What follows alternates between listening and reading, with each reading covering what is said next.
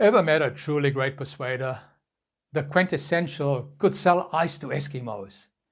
They all tell stories, knowing we primarily make emotionally based buying decisions. They take you on a journey, first describing your current reality, the consequence of staying there, and then showing you a better future. Years ago, we were on Kangaroo Island, down south of Adelaide. If you've ever been there, you'll know that 99% of the roads are dirt. There are almost no street signs and everything is surrounded by bush. You come across intersections where there are 2, 3, even 4 roads crossing each other with no street names and have absolutely no idea where you are and which direction to take.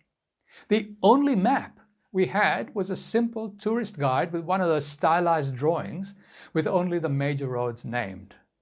Now, we'd taken a day trip across the island and spent longer than we'd anticipated.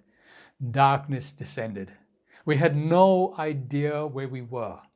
Barbara and I were holding back and snapping at each other and trying to act calmly. There was no phone signal, and if we'd got stuck or hit a kangaroo, we'd have been in big trouble. Until we programmed the GPS. Imagine our relief when it picked up our location and unerringly guided us back to our B&B, late but in one piece. Without that GPS, we might still be lost somewhere in that maze.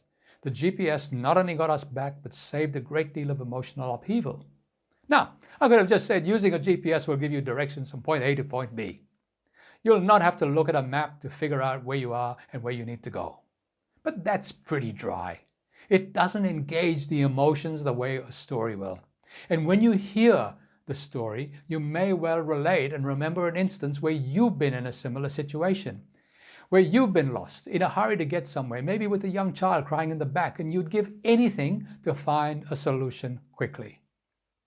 What stories could you use when selling your product or service? Drop me a line and let me know. Till next time, this is Rashid Kotwal.